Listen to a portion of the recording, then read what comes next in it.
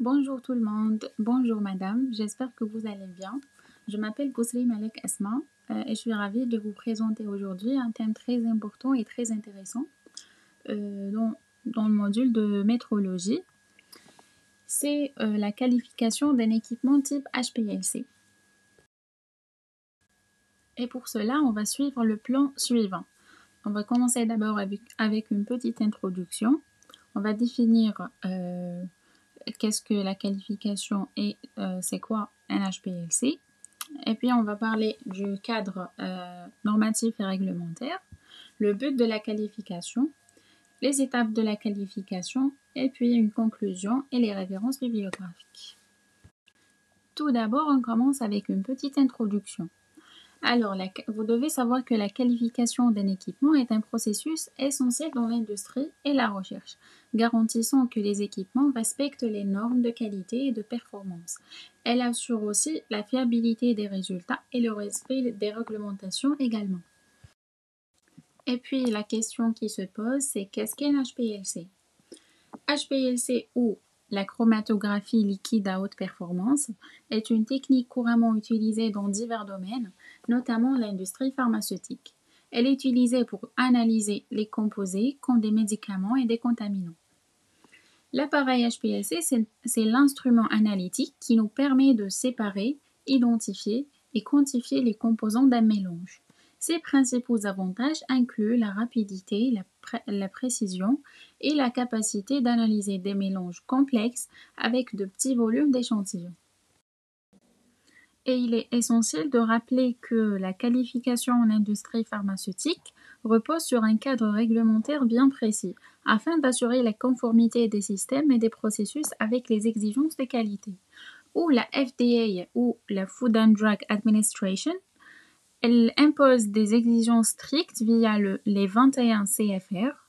CFR, c'est l'abréviation de Code of Federal Regulations, la partie 210 et 211, qui détaillent toutes les deux les bonnes pratiques de fabrication et les attentes concernant la qualification des équipements et des installations.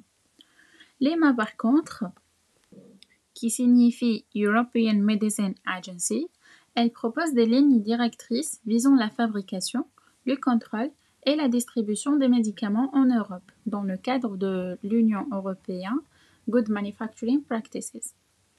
Pour la norme ISO 9001 du 2015, c'est une norme internationale pour le système management qualité.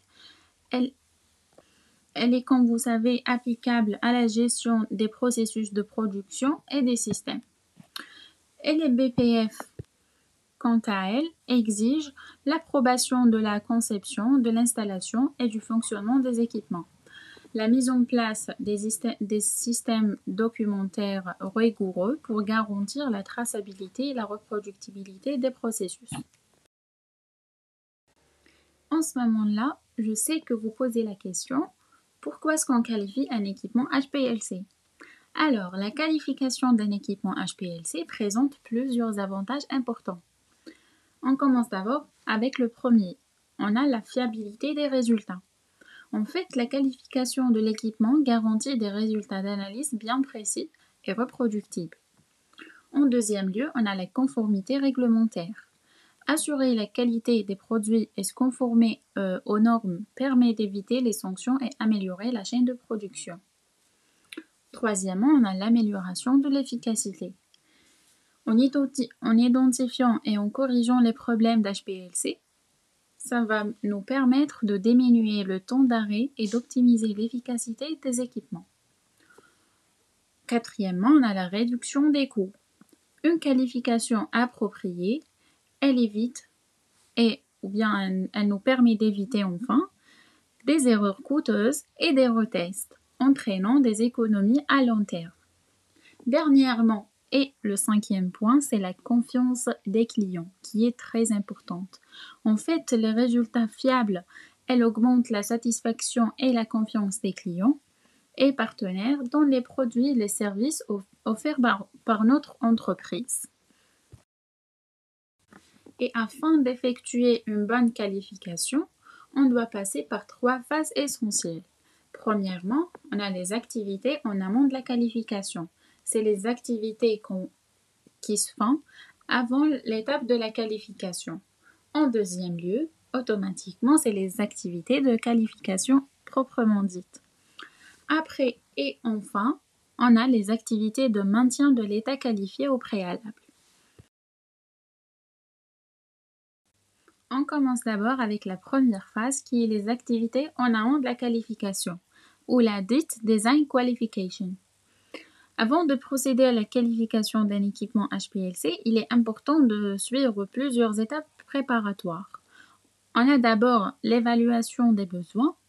C'est en déterminant les exigences spécifiques de l'analyse qu'on souhaite réaliser avec notre HPLC, incluant la nature des échantillons, les méthodes analytiques et les spécifications de performance requises. En deuxième lieu, on a la sélection d'équipements. En choisissant un système HPLC approprié qui répond aux besoins d'analyse par la sélection de la colonne, des pompes, des détecteurs et d'autres accessoires annexes. En troisième lieu, on va réaliser un cahier de charge utilisateur par le chef de projet et vu que l'équipement HPLC est utilisé dans la chaîne de production par la séparation, l'analyse, etc. Donc, il est par la suite vérifié par le responsable de production et puis il va être validé par le service assurance qualité. En quatrième lieu, on a les FAT, qui sont les tests d'acceptation en usine. Ces tests sont réalisés chez le fournisseur avant livraison sur site. Elles sont requises particulièrement si l'équipement intègre une technologie nouvelle ou complexe. Ils comprennent plusieurs essais tels que le contrôle de conformité au dossier technique, la vérification dimensionnelle et la vérification fonctionnelle en marche normale et dégradée. Et puis, on va passer aux SAT, qui sont les tests d'acceptation sur site. Elles sont réalisées chez le client final à réception et ils sont constitués de différents essais tels que la vérification d'installation des connexions aux utilités, la vérification fonctionnelle en marche normale et dégradée avec les utilités du client, et puis le séquençage de démarrage et d'arrêt du cycle d'utilisation de l'HPLC. On va passer par la suite à la vérification des conditions environnementales pour s'assurer que l'environnement dans lequel l'HPLC sera installé est conforme aux exigences en termes de propreté, température, humidité, etc. C'est pour ne pas altérer les fonctionnalités de notre équipement. En septième lieu et en dernier lieu, on a l'analyse des risques. Alors, dans le contexte de la gestion du risque qualité, il est crucial de reposer notre qualification sur une évaluation justifiée et documentée des risques liés aux installations, aux équipements, aux utilités et aux procédés également. Et pour l'objectif de cette procédure ou la procédure de préqualification, vous devez savoir qu'elle vise à sélectionner par le biais d'une évaluation objective et une documentation adéquate les caractéristiques des équipements et des systèmes de construction à intégrer dans le projet. Et pour la deuxième phase, ou les activités de qualification, elles se composent de 4 étapes essentielles. Premièrement, c'est la qualification de conception. Elle se fait uniquement lors de l'achat d'un nouvel HPLC ou d'une nouvelle application dans notre équipement. Elle définit les exigences fonctionnelles et techniques de l'équipement en fonction du cahier de charge qui a été rédigé au préalable. Elle nous permet de s'assurer que les spécifications de conception répondent aux exigences établies, incluant l'examen des dessins techniques et des schémas. Elle est effectuée chez le fabricant avant livraison sur site. La deuxième étape, c'est la qualification d'installation. C'est la preuve documentée que le système installé est conforme à la conception déjà approuvée. Elle se fait lors de l'installation d'un nouvel équipement ou une modification. Elle permet la vérification de l'HPLC en toutes ses pièces qui l'accompagnent par rapport au cahier de charge. Elle inclut aussi la vérification des connexions électriques, des systèmes de refroidissement et des conditions environnementales. Pour la troisième étape, c'est la qualification opérationnelle. C'est l'étape clé du processus de qualification. Elle est réalisée après l'installation et après une maintenance ou une variation majeure. Elle nous permet de tester les caractéristiques dynamiques et les spécifications opérationnelles. Par la vérification des performances des pompes, en termes de débit et pression, la calibration des détecteurs par vérification de leur sensibilité et linéarité, et puis la robustesse des méthodes analytiques utilisées. Enfin, et la quatrième étape, c'est la qualification de performance.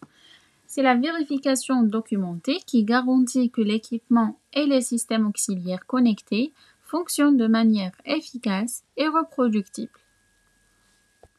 Elle inclut la résolution par évaluation de la capacité de l'HPLC à séparer les composants d'un mélange utilisant des mélanges étalons connus. Elle nous permet aussi de vérifier la précision en vérifiant la répétabilité en